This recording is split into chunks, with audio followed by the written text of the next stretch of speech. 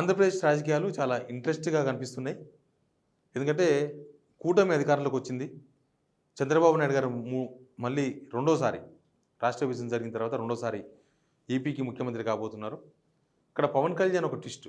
Pawan Kalyan deputy CM కాబోతున్నారు అనేది ఒక చర్చ ఆల్రెడీ స్టార్ట్ అయింది. బహుశా ఆయన డిప్యూటీ సీఎం కావడానికే మొగ్గు చూపుతున్నట్టుగా కనిపిస్తుంది. ఆయన ఒక నేషనల్ మీడియాకి ఇచ్చిన ఇంటర్వ్యూలో కూడా చెప్పినారు, నేను డిప్యూటీ చీఫ్ మినిస్టర్ నాకు ఇంట్రెస్ట్ ఉంది అని.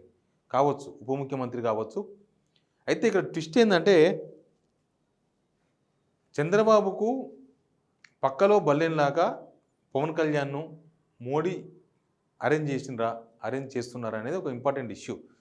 చంద్రబాబు ఎంత మద్దతుగా మాట్లాడినా, ఎంత నమ్మకంగా మాట్లాడినా బీజేపీలో ఒక అనుమానం ఉంది చంద్రబాబు గారి మీద. 2019 ఎలక్షన్స్లో కాంగ్రెస్తో పాటు ఉన్నారు. అంతమంది అంతా బీజేపీ, టీడీపీ కలిసి ఉన్నారు. కానీ 2019 ఎలక్షన్ వచ్చేసరికి మోడీ మీద తీవ్రమైన ఆరోపణలు చేసి కాంగ్రెస్తో కలిసి ఎలక్షన్స్కి పోయినరు. కాంగ్రెస్ వాళ్ళతో కూడా రాహుల్ గాంధీ మిగతా వాళ్ళతో కూడా చంద్రబాబు నాయుడు గారు సత్సంబంధాలను ఇప్పుడు కూడా. అసలు ఇండియా టీం ఒకవేళ కొద్ది ఫోర్స్లో కనుక అంటే చంద్రబాబు మద్దతు ఇస్తే గవర్నమెంట్ వచ్చే అవకాశం ఉంటే ఖచ్చితంగా చంద్రబాబు ఇండియా టీం వైపే వెళ్ళేవారని అందరూ విశ్లేషకులు చెప్తూ ఉన్నారు. కాబట్టి పవన్ కళ్యాణ్ను పక్కలో బల్లెంలాగా చంద్రబాబు మీద కాన్సన్ట్రేషన్ చేయడానికి అరేంజ్ చేశారా? పవన్ కళ్యాణ్ డిప్యూటీ సీఎం కాకూడదని కాదు, ఆయనకు డిప్యూటీ సీఎం కాదు, సీఎం కూడా అయ్యే అర్హతలు ఉన్నాయని ఏపీ ప్రజలు లేకపోతే ఏపీలో ఉన్న చాలామంది చెప్తూ ఉన్నారు. ఆయన కొంత నమ్మకంగా డిఫరెంట్ ఉంటారు. పవన్ కళ్యాణ్ ఇప్పుడున్న పొలిటీషియన్స్ ఎవరితో కూడా ఆయన పోల్చేందుకు అవకాశం లేదు. ఆయన వ్యక్తిత్వం వేరు, ఆయన లక్ష్యం వేరు, ఆయన జనాలను చూసే వ్యూ వేరు, ఆయన రాజకీయాలను చూసే వ్యూవే వేరు. రాజకీయాలు అంటే యూజ్ అండ్ త్రో పాలిటిక్స్ ఉంటాయి. పవన్ కళ్యాణ్ అట్లా ఉండదు. పవన్ కళ్యాణ్ చాలా నిబద్ధత గల రాజకీయాలు చేస్తున్నారు అనేది చాలా క్లారిటీగా మనకు కనిపిస్తుంది. స్టార్టింగ్ నుంచి కూడా ఆయన వ్యవహార శైలి గట్టిగా అరచవచ్చు, కానీ దానిలో కూడా ఆ ఆవేశంలో కూడా ప్రజల కోణం ఒకటి కనిపించింది. కాబట్టి చంద్రబాబు నాయుడిని కంట్రోల్ చేయడానికి లేకపోతే చంద్రబాబు నాయుడు వ్యవహారాలు కొంత కంట్రోల్ చేయడానికి చంద్రబాబు నాయుడు విషయాలు తెలుసుకునే ప్రయత్నంలో భాగంగా పవన్ కళ్యాణ్ని డిప్యూటీ సీఎం పదవి తీసుకునే విధంగా మోటివేట్ చేసిండ్రా, బీజేపీ మోటివేట్ చేసింది అనేది ఒక చర్చ ఒకటి జరుగుతుంది.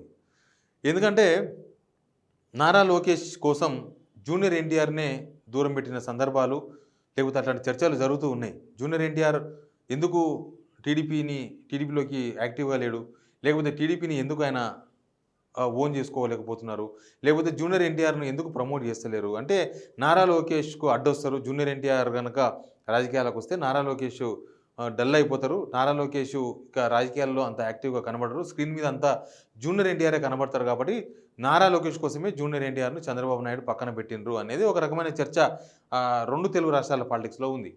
ఇట్లా నారా లోకేష్ కోసము తన కొడుకు కోసం చంద్రబాబు నాయుడు జూనియర్ ఎన్టీఆర్ని దూరం పెట్టిన సందర్భంలో పవన్ కళ్యాణ్ మధ్యలో వస్తున్నారు. ఇప్పుడు లోకేష్కు ఎంత ఇంపార్టెన్స్ ఇచ్చినా చంద్రబాబు తర్వాత ఆంధ్రప్రదేశ్ రాష్ట్ర రాజకీయాలలో నెక్స్ట్ ప్రభుత్వంలో పవన్ కళ్యాణే మనకు ఫోకస్గా కనిపిస్తారు ఆయన డిప్యూటీ ముఖ్యమంత్రిగా. ఎందుకంటే చంద్రబాబు నాయుడు ఆయన్ని కలవలేని వాళ్ళు కూడా పవన్ కళ్యాణ్ ఈజీగా కలిసే యాక్సెస్ ఒకటి ఉండొచ్చు, లేదా పవన్ కళ్యాణ్ స్పందించే తీరు కావచ్చు, పవన్ కళ్యాణ్ ఆలోచించే తీరు కావచ్చు, ఇవన్నీ కూడా కొద్దిగా డిఫరెంట్ ఉంటాయి. రాజకీయాల నాయకులకు డిఫరెంట్గానే అందుకే చెప్తున్నా, ఆయన వ్యవహారం డిఫరెంట్గా ఉంటుంది. కాబట్టి నెక్స్ట్ నారా లోకేష్ కన్నా ఎక్కువ పవన్ కళ్యాణ్ మనకు తెర మీద రాజకీయాల్లో ప్రభుత్వాల్లో కనబడబోతున్నాడు. అయితే పవన్ కళ్యాణ్ ఎవరు ఫేమస్ చేయాల్సిన అవసరం లేదు. నిజానికి పవన్ కళ్యాణ్ చాలా ఫేమస్. పవన్ కళ్యాణ్ గురించి ఎవరు కొత్తగా చెప్పాల్సిన అవసరం లేదు. పవన్ కళ్యాణ్ అందరికి తెలిసిన వ్యక్తి, ఆయన వ్యక్తిత్వం తెలిసిన వ్యక్తి. పవన్ కళ్యాణ్ రాజకీయాలు కూడా అందరికి తెలుసు. కాబట్టి పవన్ కళ్యాణ్ చంద్రబాబు నాయుడు ఫేమస్ చేస్తే ఫేమస్ కావడం, చంద్రబాబు నాయుడు తొక్కేస్తే మెత్తబడడం అట్లా ఉండదు పవన్ కళ్యాణ్ దగ్గర. పవన్ కళ్యాణ్ ఒరిజినల్ స్టైల్లో ఉంటారు, అవతల ఎవరన్నా ఉండని. ప్లస్ పవన్ కళ్యాణ్ మోడీకి చాలా నమ్మదగ్గ వ్యక్తి. ఎవరో బీజేపీ నేతలు చెప్తున్నారు మోడీకి ఒక కొడుకు లాగుంటాడు పవన్ కళ్యాణ్. పవన్ కళ్యాణ్తో మోడీ కూడా అట్లే వ్యవహరిస్తారు, అంత సంబంధాలు ఉంటాయి వాళ్ళకి మధ్యన. వాళ్ళిద్దరు చాలా క్లోజ్గా ఉంటారు, దగ్గరగా ఉంటారు. పవన్ కళ్యాణ్ ఒక సునామీ అన్నారు మోడీ ఢిల్లీలో మాట్లాడుతున్నప్పుడు. కాబట్టి అట్లాంటి సందర్భంలో చంద్రబాబు నాయుడిని కంట్రోల్ చేయడానికో చంద్రబాబు నాయుడు వ్యవహారాలు కొంత తెలుసుకునే ప్రయత్నంలో భాగంగానే పవన్ కళ్యాణ్ను ఖచ్చితంగా మోడీ వాడే అవకాశాలు అనేది ఒక పాయింట్. ప్లస్ జనసేన ఎమ్మెల్యేలతో పవన్ కళ్యాణ్ చేసిన కామెంట్స్ కూడా చాలా చర్చనీయాంశంగా మారినాయి. ఆయన చేసిన కామెంట్స్ ఏంటంటే రెండు ఇంపార్టెంట్ కామెంట్ చేసిండ్రు. ఒకటి, గత ప్రభుత్వం అట్లా చేసింది కాబట్టి మనం వాళ్ళ మీద కక్షపూరితంగా వ్యవహరించాలి అనే ధోరణిలో చాలామంది ఉంటారు ప్రభుత్వంలో. కానీ ఈ ప్రభుత్వంలో అట్లా కక్షపూరితంగా వ్యవహరిస్తే నేను నడవనియ్యను. కక్షపూరితంగా ఆ ధోరణి వద్దే వద్దు. మనం కేవలం ప్రజలకు సేవ చేయడం వరకే. ప్రజలు ఎంత ఈజీగా మనకు అవకాశం ఇచ్చినారో అంత ఈజీగా తిప్పికొట్టగలరు. కాబట్టి ఈ కక్షపూరిత ధోరణులు ఇవన్నీ కూడా వద్దు అనేది పవన్ కళ్యాణ్ గారి స్టేట్మెంట్ వాళ్ళకు ఎమ్మెల్యేలకు ఇచ్చిన ట్రైనింగ్లో. మరి ఇప్పుడు అక్కడనేమో టీడీపీ స్టైల్ ఏమో అది కాదు. వైఎస్ జగన్ మీద కక్షపూరితంగా వ్యవహరించాలనో, లేకపోతే వైఎస్ జగన్ లేకుండా చేయాలనో, వైఎస్ఆర్సీపీ ఉండకుండా ఉండాలనో, అంతకుముందు జగన్ అట్లా వ్యవహరించింది కాబట్టి అంతకు డబల్ చేయాలనేది టీడీపీ వాళ్ళ స్టైల్. మనకి ఇప్పటికీ అర్థమవుతుంది. అధికారంలోకి వచ్చే వారం రోజులు 10 రోజుల్లోనే టీడీపీ స్టైల్ ఏంది, టీడీపీ అంతకుముందు లాగా లేదు, ఇప్పుడు ఇంకా డిఫరెంట్గా కనిపిస్తుంది. కాబట్టి వైఎస్ జగన్ విషయంలో టీడీపీ ఎట్లా వ్యవహరించబోతుందనడానికి శాంపిల్గా కొన్ని మనం చూసుకుంటూ వచ్చినాం. కాబట్టి అట్లాంటి దాన్ని పవన్ కళ్యాణ్ వ్యతిరేకిస్తున్నారు ఇప్పుడే. అట్లాంటి నడనీయను, అట్లాంటి నడవద్దు మన ప్రభుత్వంలో అని తెగేసి చెప్తున్నారు. ప్లస్ వ్యక్తిగతంగా ఎవరిపైన కామెంట్స్ చేయొద్దు. మీరు ఓన్లీ ప్రజల కోసం మాత్రమే పనిచేయాలి. వ్యక్తిగత కామెంట్స్ ఆయన అట్లా, ఈయన ఇట్లా.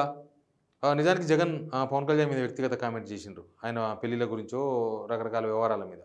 కానీ అట్లా వ్యక్తిగతంగా ఎవరు మాట్లాడొద్దు. ప్రభుత్వంలో ఎవరు వ్యక్తిగతంగా మాట్లాడొద్దు. ప్రజల కోసం మాట్లాడాలి, ప్రజల కోసం కదలాలి, ప్రజల కోసం పనిచేయాలి తప్ప వ్యక్తిగత కామెంట్లు నీ వట్ల ఆయన ఇట్లా ఆయన అది అని వ్యక్తిగత కామెంట్లు చేయదు అనేది రెండవ స్టేట్మెంట్ పవన్ కళ్యాణ్ నుంచి. టీడీపీ దాన్ని కూడా అంగీకరించే పరిస్థితి టీడీపీలో ఉండదు. వాళ్ళు రేపు ఇప్పటికే మనం చూస్తున్నాం కాబట్టి, ఈ 10 రోజుల్లోనే చూసినాం కాబట్టి రేపు ఇంకా వ్యక్తిగత దూషణలు చేసే అవకాశాలు ఎక్కువగా ఉంటాయి టీడీపీ నుంచి వైసీపీ పైన. మరి అట్లాంటప్పుడు పవన్ కళ్యాణ్ ఈ రెండు విషయాలు వ్యక్తిగతంగా మాట్లాడడం ఒకటి, సేమ్ టైం కక్షపూరితంగా వ్యవహరించడం, ఈ రెండు విషయాలపైన పవన్ క్లారిటీ ఇచ్చిండు. ఈ రెండు వ్యవహరించొద్దని గవర్నమెంట్ ఉన్న వాళ్ళు, గవర్నమెంటు, జనసేన ఎమ్మెల్యేలు అందరూ. ఈ టీడీపీ ఏమో ఈ రెండింటిని వాళ్ళ ఫస్ట్ ప్రియారిటీగా పెట్టే అవకాశం కనిపిస్తుంది. ఇప్పటికి వాళ్ళ వ్యవహరించిన తీరుని బట్టి చెప్తున్నాను నేను. పవన్ కళ్యాణ్ ఏమో వాటికి దూరంగా ఉండాలంటున్నారు.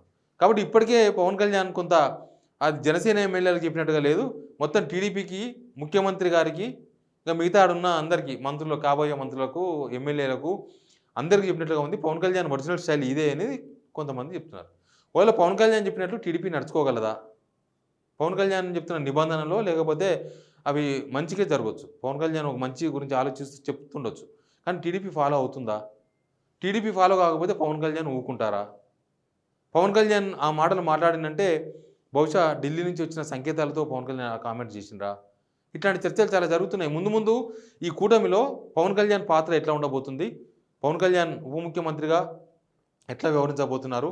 ఎందుకంటే అధికారంలోకి వచ్చిన తర్వాత రాజకీయ నాయకులు పూర్తిగా మారిపోతారు. నిన్నమొన్నటి దాకా జనాలు ఉన్న వాళ్ళు అధికారం రాగానే వాళ్ళు మేము జనాల్లోకి వెళ్ళి రాలేదు, మేము వేరే డిఫరెంట్గా ఉన్నాం, మేము పైకి వెళ్ళి దిగొచ్చినాం అన్నట్టుగా వ్యవహరిస్తూ ఉంటారు. అధికారం రాగానే, అధికారంలో లేనప్పుడు మళ్ళీ ఒకలాగా ఉంటారు, అధికారం రాగానే ఒకలాగా కనిపిస్తారు. పవన్ కళ్యాణ్ అట్లా కనిపిస్తలేడు, ఒరిజినల్గా కనిపిస్తున్నాడు. అప్పుడు ఇప్పుడు ఒకేలా కనిపిస్తున్నాడు పవన్ కళ్యాణ్. కాబట్టి పవన్ కళ్యాణ్ ఒరిజినాలిటీలో నెక్స్ట్ జరగబోయే పరిణామాలు ఎట్లా ఉండబోతున్నాయి కూటమిలో, ఏపీలో, ప్రభుత్వంలో అనేది చాలా ఇంపార్టెంట్ ఒక చర్చ ఒకటి జరుగుతుంది. ఆయన ఆల్రెడీ స్టార్ట్ చేసినట్టుగా కనిపిస్తుంది పవన్ కళ్యాణ్. ఆయన ఒరిజినాలిటీని ఆల్రెడీ ఇంపోజ్ చేస్తూ ఉన్నారు గవర్నమెంట్లో. ఇక్కడ టీడీపీ ఏమో వాళ్ళ ఒరిజినాలిటీని వాళ్ళు చెప్తూ వస్తున్నారు. కాబట్టి కూటమిలో ఈ రెండు పార్టీల మధ్య సఖ్యత జగన్, పవన్ కళ్యాణ్, చంద్రబాబు, పవన్ కళ్యాణ్, నారా లోకేష్, పవన్ కళ్యాణ్, ఇతర మంత్రులు ఎట్లా ఉంటుంది అనేది కొద్దిగా అయితే మనం వేచి చూడాలి. బట్ పవన్ కళ్యాణ్ అయితే బీజేపీ ఒక 1000% నమ్మితే చంద్రబాబు నాయుడిని వాళ్ళు 10% నమ్మే అవకాశాలు కనిపిస్తలేవు. కాబట్టి నెక్స్ట్ ఏం జరగబోతుందనేది చూద్దాం. Please subscribe signal TV.